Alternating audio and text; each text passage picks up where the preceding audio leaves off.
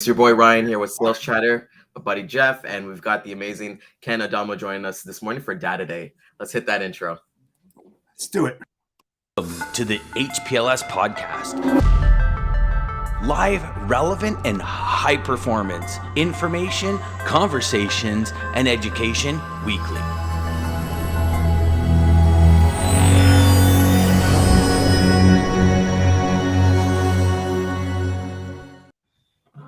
And Lisa's back at it. She's hit that Hey, number good one morning, spot Lisa. once again. Good morning, Lisa. Good morning, guys. Looking forward to an amazing episode today. Ken, thank you so much for joining us. Ken is Happy to be here. The chief of analytics at DAT Analytics, and I caught the show yesterday. A bunch of nuggets. I love the having Nicole Glenn on. It was actually really insightful to kind of learn about the expedited and the LTL portion of freight itself. Yeah, it was great. She's been on a few times, and she's speaking at our big conference here in a month or so. So it's going to be awesome. Good morning, Samantha. Awesome. Morning, Samantha. Awesome. So let's get right into it. Jeff, I know you've been on vacation. How's the vacation going? I know you're kind of pumped to kind of hit today. Today's kind of like one of your favorite days. I needed that, to relax, kick back, re-energize myself, and redesign, implement, some of my new tactics for my business and my partners. So it was great just to sit there and watch the waves crack and just have that piece of paper and a pen and nothing around me, man. There's nothing better than that to get stuff done. So that's awesome to hear, buddy. And good morning, everybody. Good morning, Daman. Good morning, Ashley. Good morning, Samantha. Adam, sorry, Ken. I was looking at the video yesterday, and it mentioned that line haul rates, basically kind of getting back to 2018 for dry van and reefer, which is kind of unheard of after everything we've kind of been through and things like that. Can you explain a little bit more? Just kind of go into that a little bit. What we're kind of seeing from the analytics side. Yeah, I mean, on the dry van and reefer side, it's a pretty similar story. We're seeing kind of normalization, as kind of crazy as that sounds, right? I mean, normal feels weird. It's been the theme around these parts anyway. We're probably underperforming seasonality. I mean, just having been in the industry for 10 plus years now, I would expect a little bit more strength heading into this part of the year. I don't know how much the minor rail disruption last week is impacting that, but it's definitely a slower start to seasonality. But honestly and truthfully, if both of those equipment types stay relatively flat through the year and fuel stays below $5 a gallon, which given the futures market, it has probably some room to move downwards, I don't think it'll be overall a bad peak season for carriers. Flatbed, on the other hand, is worrisome. I think you're really starting to see the manifestation of the high interest rates in the housing market, the commercial construction market. Flatbeds are growing ever the more worrisome, if you will, as we head into the fall. Yep, that's for sure. Now, in what part of the country are you seeing the most impact on the flatbed business? Well, it's kind of the lack of impact, right? I mean, the Southeast is still relatively active, but not nearly as active as it should be, right? Pacific Northwest is a bit of a bright spot. If you look at our MCI maps, you see a lot of the regions out there in the Pacific Northwest. But this is a map that, especially around this time of year, you would expect to see a lot more red than you see now. That's sort of the big square states. As an old ops engineer that I studied under, what taught me about. Those are relatively cooler than we would expect. Up into New England's pretty cool. And then kind of like the geographic upper Midwest, Iowa, Wisconsin, Minnesota. Again, cooler than what we would expect given that market. And I mean, it's a common misconception. A lot of people think that there's very little flatbed freight on load boards. And that's kind of the opposite, right? We see a ton of traffic on the flatbed side, and given some of the public reporting of our competitor Truck Stop, they do as well. So the spot market for flatbed is rather vibrant, and it's struggling a bit right now. Yeah. How about Texas? What are you seeing out of Texas? Because that's usually a heavy outbound out of that area. Yeah. I mean, Texas, you can sort of score a line from Houston up through the state into Oklahoma, where it's still kind of red. But those border markets are all very soft right now. Getting up into New Mexico, again, still soft. It's really just that sort of northwest angular line coming up from Houston that's the only real bright spot in that region right now. Yeah, I find it interesting because we have a new client on board that moves quite a bit of flatbed out of the Brownsville, Texas area up into Edmonton, Canada, Alberta, and other provinces up there as well. And I mean, we see some pretty good volume coming out. I was just wondering, compared to others, what you're seeing. Like Laredo is usually a big heavy hitter. That's always been what's been going on in that area. But I was just curious. I thought I'd ask. Yeah, again, I think Texas, you see that corridor up from Houston, which makes total sense around the narrative of, crude prices are still high. So you're still going to have, like, the flatbed market is two of the largest sectors driving flatbed would be energy, mainly crude, and construction. And when construction is lagging behind significantly, that pulls the market down. But it makes sense why we're still seeing activity in the energy side. What's interesting, though, is we're not seeing a ton of activity in that Bakken shale region, which usually lights up when crude prices skyrocket. I mean, North Dakota, South Dakota are both relatively dormant at the moment. That Bakken region mainly being that North Dakota stretching into Saskatchewan, Manitoba, even northeastern Montana, if I'm getting my maps correctly. But you mentioned Laredo. Laredo is loose capacity for flatbeds right now, and that doesn't happen all that often. No, that's what's kind of odd. Yeah, El Paso very loose, Lubbock very loose, Amarillo very loose. The only kind of bright spot in the Texas market is Houston, which is about as tight as it gets right now.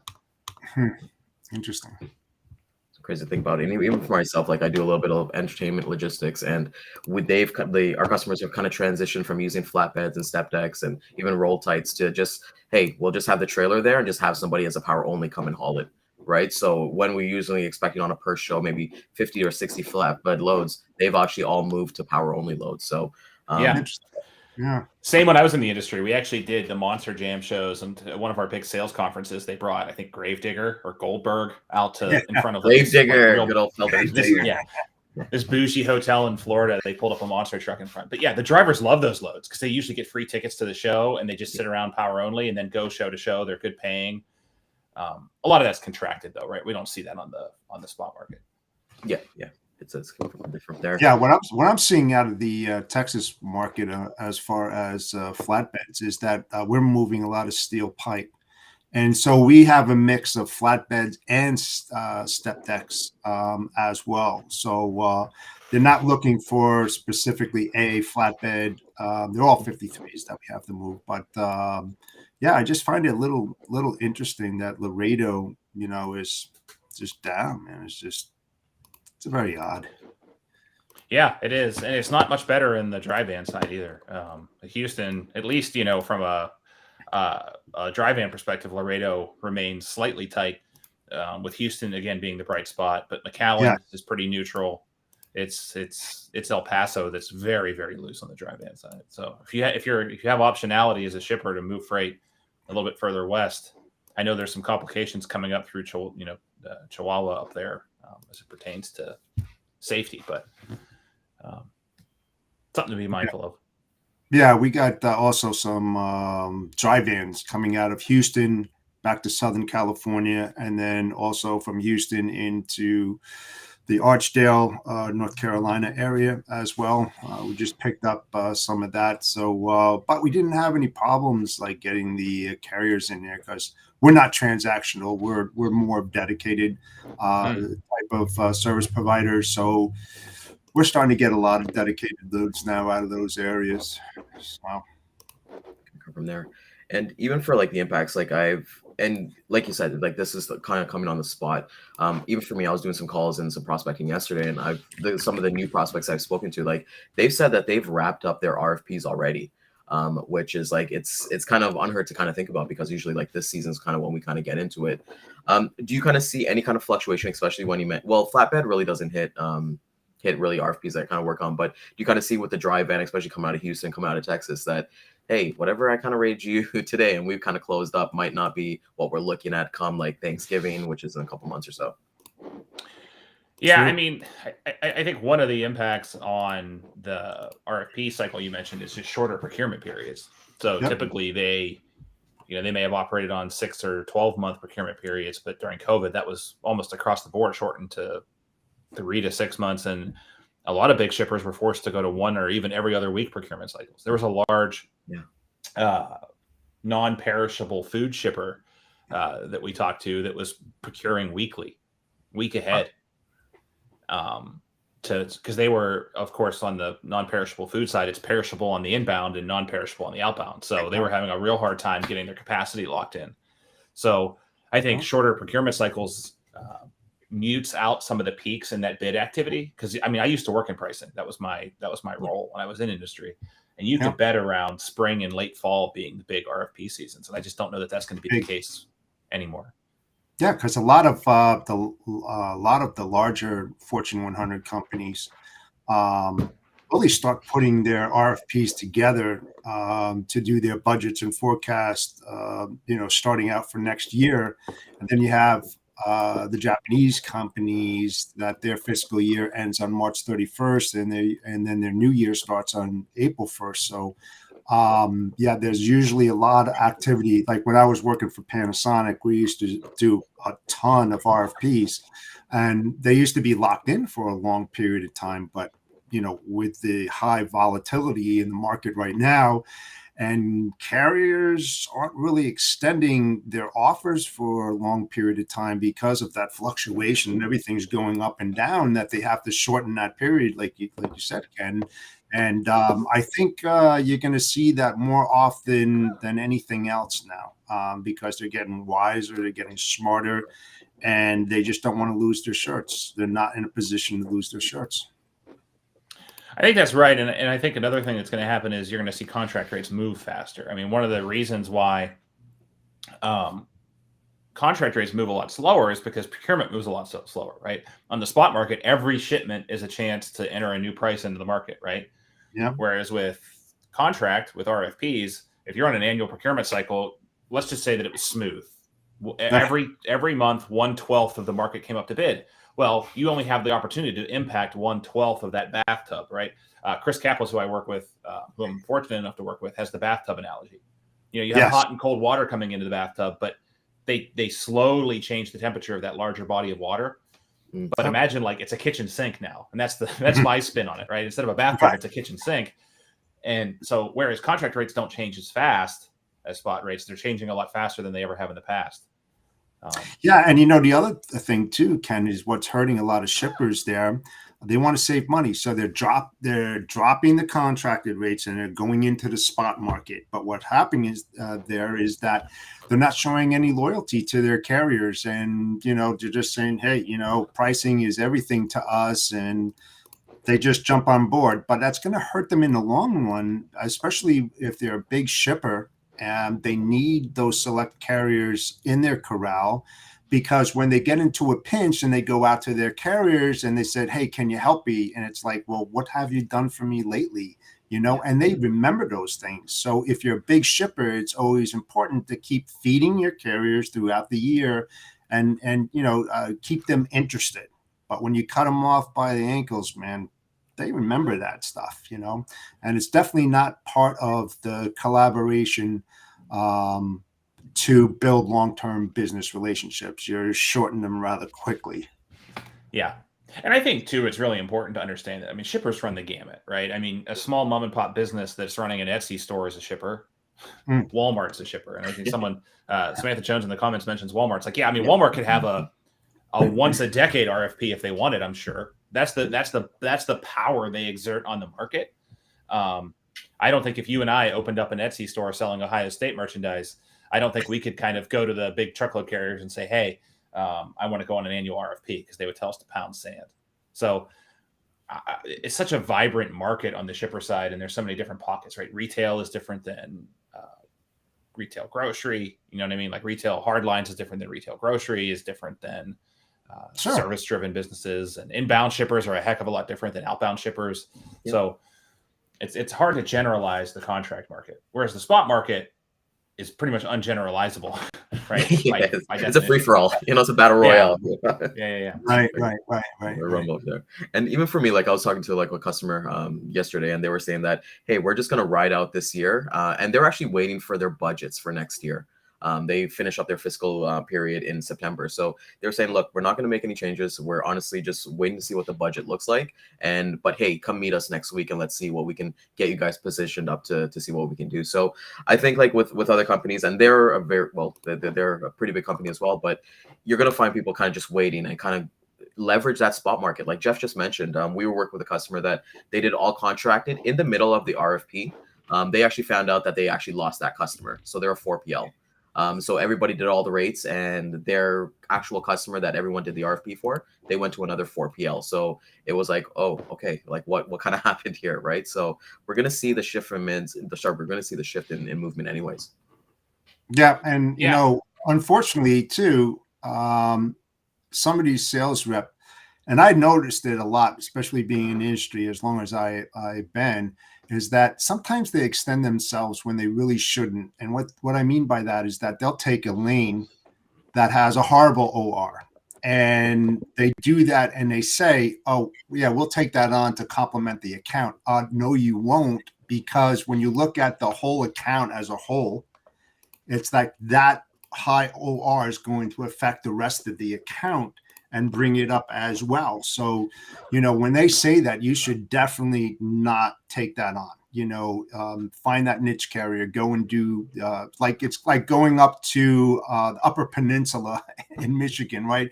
Who the hell likes to go up there? You know, when you have to go out and get your your niche carrier to go up there, but sometimes they'll take it on, and it's like, well, what's your OR? Well, we're operating at 114. You know, it's like, why are you doing that? So, you know, you have to be more smarter in that as well to drive the cost down. See, I don't give a damn about the whole state of Michigan. I wonder why.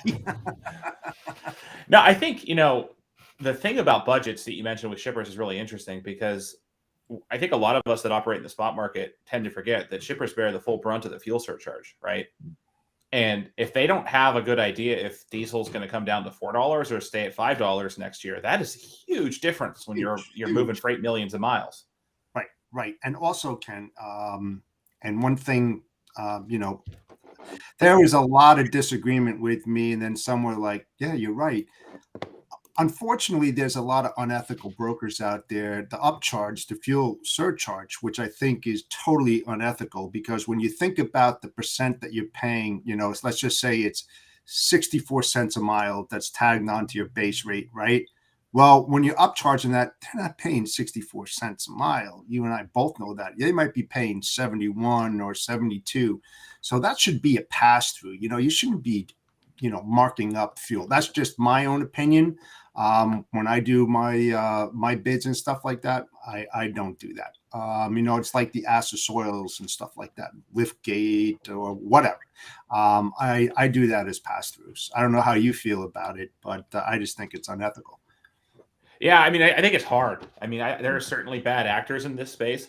I know the carriers that struggle with it, right? There are carriers that are like, look, this fuel surcharge program is reimbursing me at 6.5 miles per gallon. I know that I can run at 7.2, so I'm going to make a little bit of money on fuel. So I'm going to go ahead and sharpen my pencil on the rate. So I think it becomes a little bit more gamification on the asset-based side, which I'm okay with. But I think you're right on the non-asset side. Because you think about that, right? And thank you to all the carriers that are out there that are moving our freight. This is, Driver Appreciation Month.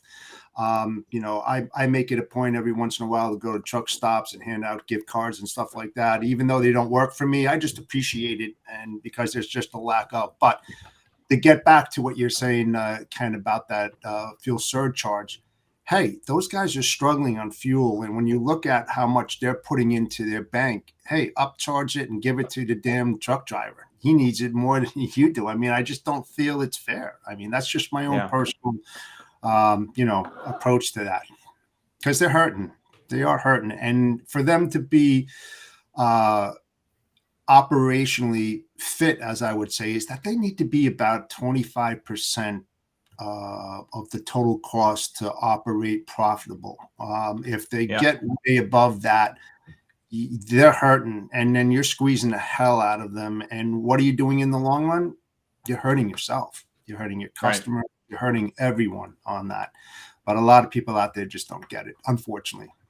Yeah, and I'm happy to see. I mean, we're down 90 some cents from the peak of diesel, with indications Yeah. that it's going to continue. You know, the EIA forecast has it in the mid fours by the end of the year, early next year. So I think we'll see some relief there, but it's definitely causing some volatility in shipper budgets, right? Because regardless what happens downstream, the shipper's paying out the money per their printed fuel schedule. You know, so I know that's going to be difficult. I don't think they understand. They don't have a good understanding of where contract rates are going to land. I mean, I think we're trying to triangulate it. It seems like we're most of the way there. You know, it seems like probably by Q1, early Q2 of next year, we're going to start to see contract rates start ticking back up, would be my guess. Yeah. So because they're getting pulled down with the spot market and stuff like that. I mean, you see it all the time. But when is that going to level off? I mean, you do see movement in hot areas and then cold areas, like you were saying, and then you see those contracted rates are starting to bounce back a little. I'm not talking, sufficient enough, but we are seeing a little bit of a uptick, and that's based on specific lanes, right? I mean, you see it all the time. You see the ones that are really starting to bounce up, and then the ones that are falling by the wayside. So it's just a mixed market out there still. So. Yeah, and that's really what COVID did, right? It kind of brought the edges to the middle, right? It said, look, right now you'd expect all the port for the dry van, you'd expect all the port markets to be hot, gearing up for retail. You'd expect Harrisburg and all the, Louisville, Memphis to be hot for e-commerce. But what you're seeing now is during COVID, it brought all the markets tight, like Denver outbound. It's like, what? Like, no, you run free basically Denver outbound back to LA and make it a round trip. Yeah. But now, when you start to lose the profitability in those tails, it just brings things back to normal, right? You saw this real bunched up curve around these really high rates, and now you're just starting to see a more normal bell curve of. Actually, it's kind of a tipped over bell curve, right? There's more loads that transact a little left of the mean, but then you have a lot of the high paying loads out, right? So, it's. I for one, I know it's hard to say because you're very right about the carriers getting pinched, but it is nice to get back to some sense of normalcy. Yeah, whenever that's going to happen. I mean, and we all hope that it does, because then we start seeing more sustainability in the market, and then we can really start measuring things a lot easier, because it's just all over the place, and it's just hard to manage because you're always engaging, which you should anyway, with your customers and telling them about what's happening in the market and why their rates are fluctuating and all of that.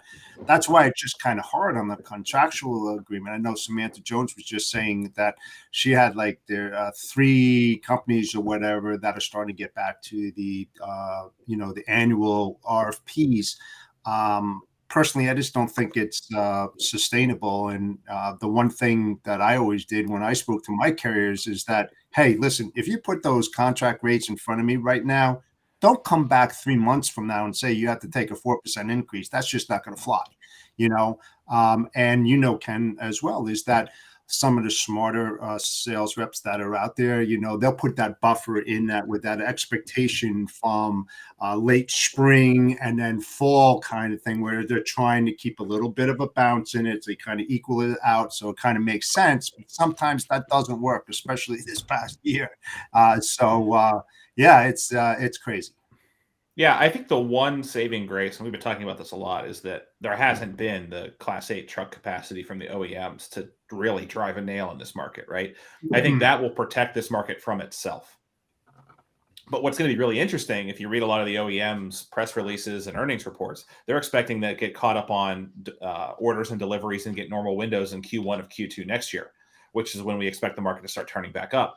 So I think we'll have a lot of discussions. Maybe I'll even be on the show with Dean talking about it, about will that new capacity stunt, the market recovery? Because that could be a real possibility. But then also, I think the average age of the power units has been increasing through COVID, right? The big asset fleets have not been replacing their units at their average clip. And while it doesn't sound like a lot to a layperson, going from an average power unit age of 4.2 to 4.7 years, that's huge. That's a lot of trucks that didn't get backfilled, right? So I think 23 is going to be a super interesting year as it pertains to like getting back on track of normalcy. Yeah, I think that a lot of people, doesn't matter which side of the fence you're on, is really looking forward to 2023. Just compared over the last 18 months, I mean, it's just been beyond crazy. I mean, that's a huge understatement. The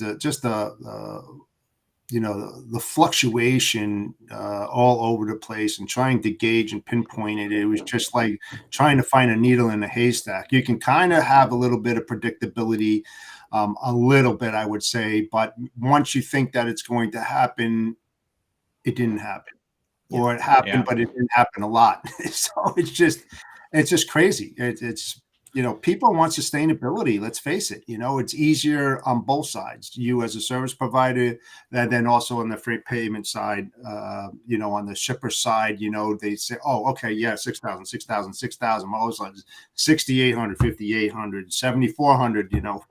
And they're all over the place. So it's really hard for them to gauge, to put a structured forecast and budget in place, because you just don't know what's going to happen.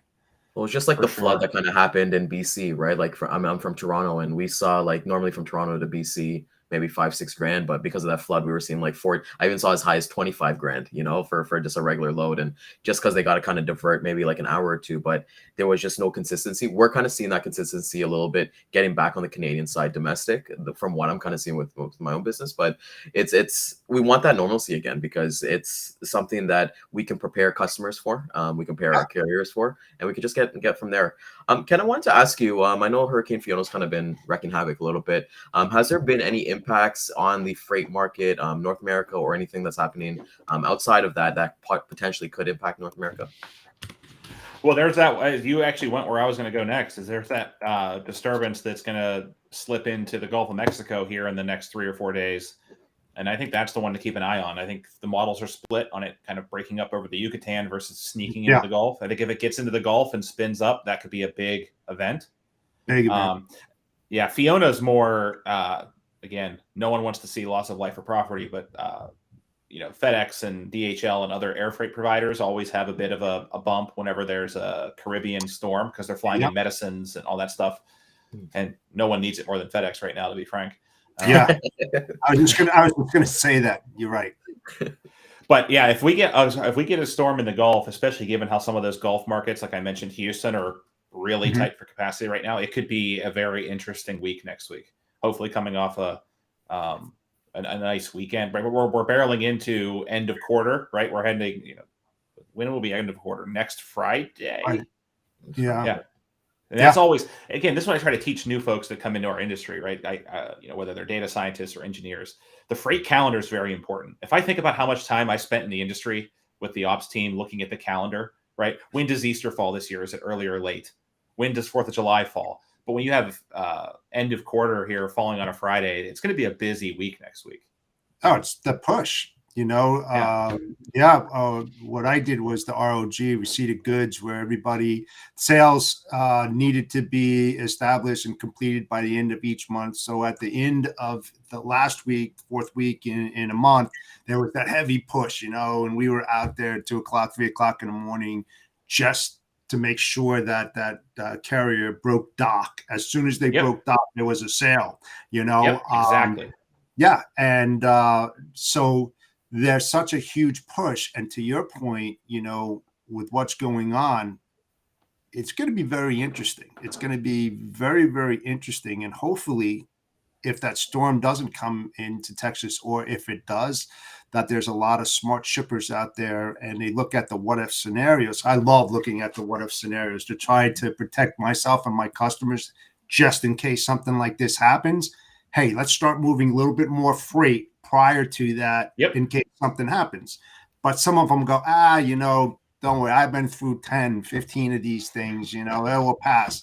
And then what happens? They get caught with their pants around their ankles, and then they struggle, and then they start calling every Tom, Dick, and Harry out there. I need a carrier. I got to get in here. And by that time, roads are flooded, everything. They can't get their freight out. And then it's like, I should have. Well, don't look at it. I should have, Look at the what if scenarios and get going. Well, look at the FEMA carriers. Right? Sorry. What's that? Yeah, I was saying, look at the FEMA carriers as well, right? Because some people who are contracted to work for FEMA, that, hey, if something bad really happens and they get the call, like I've been talked to a carrier that, hey, I can't talk to you about this load anymore because FEMA's calling me, right? And Yep. it's that you've got to prepare for that in your what if scenario as well. They'll start staging if the model if it gets into the Gulf, they'll start staging early next week, right? They'll stage. Usually, what they do is they stage a lot of that support stuff 100 or 200 miles away. I mean, you both know this, but for your audience, right? And then they'll move it once something happens because they don't know exactly where it's going to hit. They don't want all the supplies to get ruined by the storm, so they'll stage it a couple hundred miles away from the shore, and then as soon as something hits, they'll mobilize. But yeah, if my best advice to folks listening to this is if it looks probable to get a hit, I would treat next Wednesday like Friday, right? Treat that as your Friday. Yeah.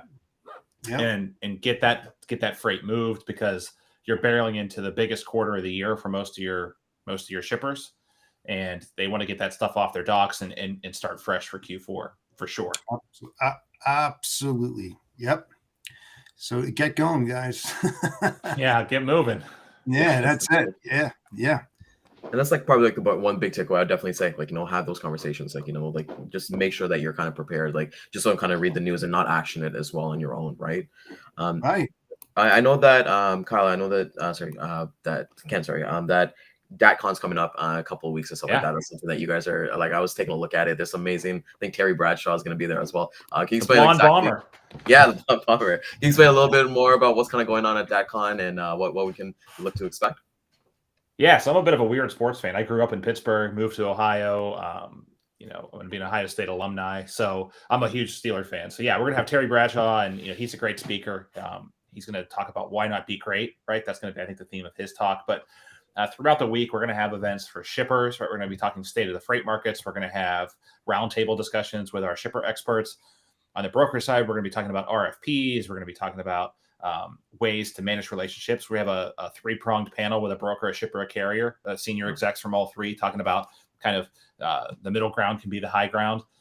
We've got, of course, the market updates. So we'll have Dean Croak making his illustrious return from Ireland to enlighten everyone on the freight markets.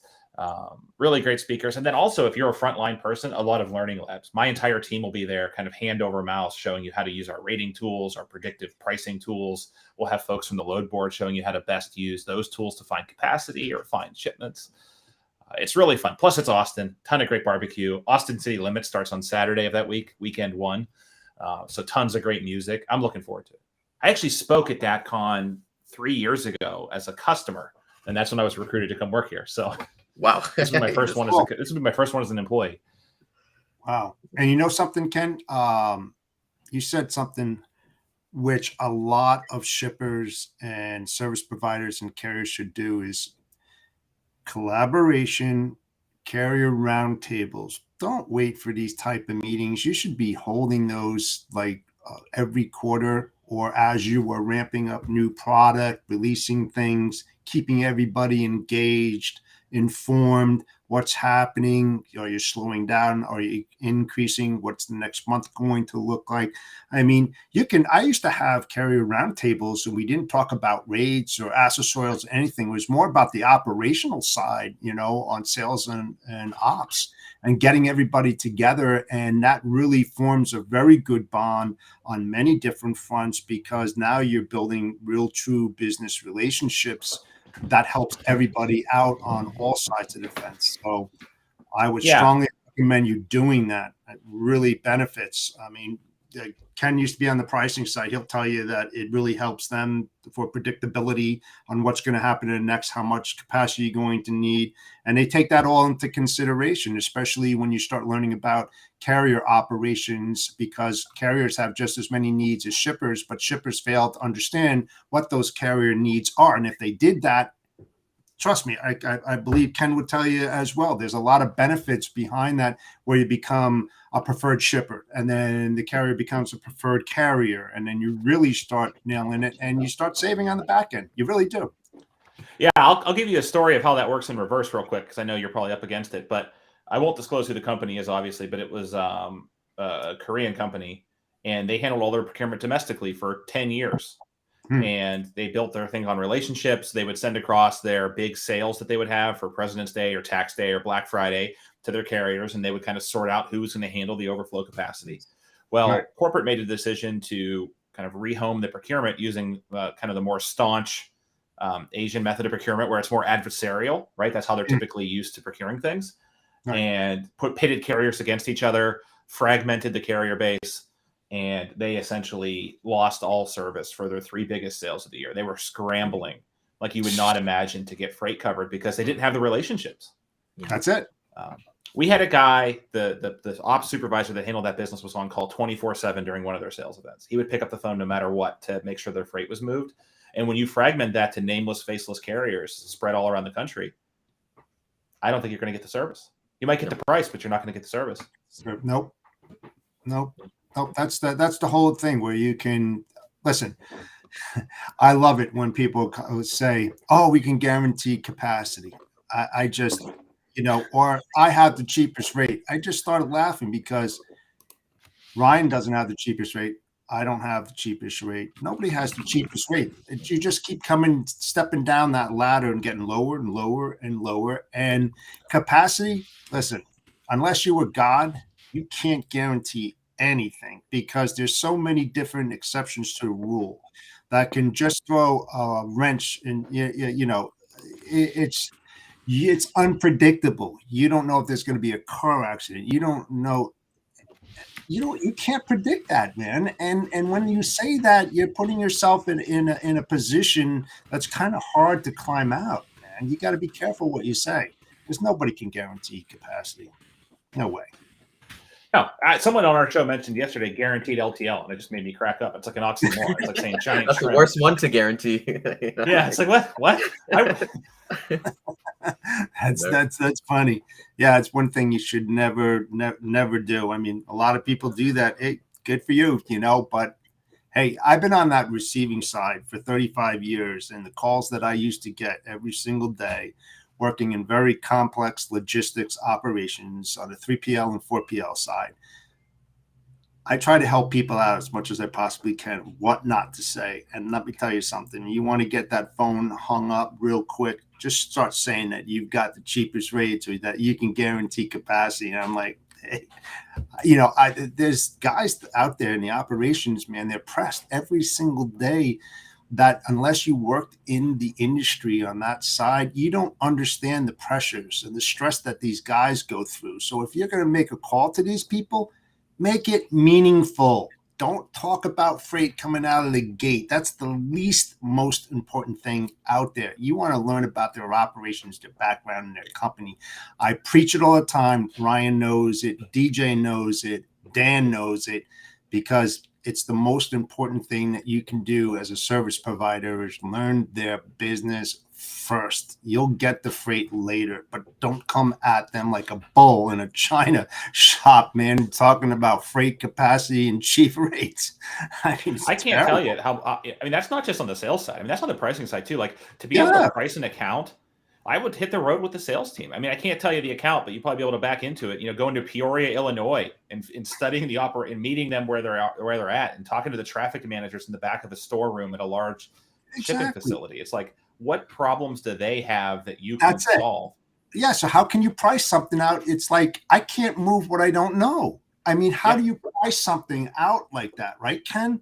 There's no possible way because there's so many intricate moves that happen internally in any logistics operation that until you visit or understand or ask those pertinent questions, you're not going to, what I say, uncover those hidden bank opportunities. And it's not really about money and putting it back to your bottom line. It's about relationships more than anything else, where you can go back and then you can, engage with your team and saying, hey, I found out about this customer, we can save them there, we can do this or whatever. It's incredible what people do, and I just feel sorry for them. I'll say one thing, and then maybe we can end on this point, is that sometimes you find out things that are hiding, right? I had a shipper tell me that they make appointments for 6:00 on Friday, knowing that no one's there to receive it. Yeah. And then you'd have to hold the freight until Monday morning. I'm like, why would you tell me that? I'm going to bake in 2.5 days of detention on the price because you just told me that you're going to make me hold the freight. That's what I think about. So, Ken, DATCon, what are the dates we're looking at for DATCon? I know you mentioned this in Austin. Yeah, October 5th through 7th in Austin. Austin, we'd love for you to come down. There's some, I think we are still extending some promos. If you're interested in joining, we'd love to still have you register. It's not too late to register. And like I said, come down and see us. It's a great time. My whole team will be there. Our market analytics team will be there. Our product team will be there. It's not a sales event. It genuinely is a user event to come and learn more about our products, how to use them, and network with people that are moving freight all over the country right now. So, and even if you can't make it, you guys do have a show on, I believe, every Tuesday. Can you go over that as well? Yep, Tuesday at 10 a.m. Eastern. It's me and Dean and assorted guests. We're talking about freight trends we're seeing and answering questions. It's been going for like 2.5 years now. I can't believe we haven't been canceled yet. I mean, it's YouTube, man. It's free. You're not paying for space. Yeah, for sure. Yeah, for sure. All right, you pay for it with your time. All right. Well, thank you so much, Ken, for coming out this morning. It's truly been a pleasure. Everyone's kind of learned some gold nuggets. Jeff, amazing to see you back here again. Looking forward to tomorrow where we're getting into personal development. We are going to be going live again at 12 and 3 p.m. with our replays for today. Follow our socials, YouTube, Facebook, LinkedIn. Basically see everything there. Like, comment, subscribe, and everybody have an amazing day. Take care. Thanks. Go Bucks. Centurion Trucking. Our motto is people before profit. Today's market requires more transparency, consistency, and focus on what our clients need to win. Centurion Trucking and American Logistics are poised to help their clients achieve and surpass their targets. If you're looking for a team that honors your needs, dreams, and aspirations, then get a hold of Daman at American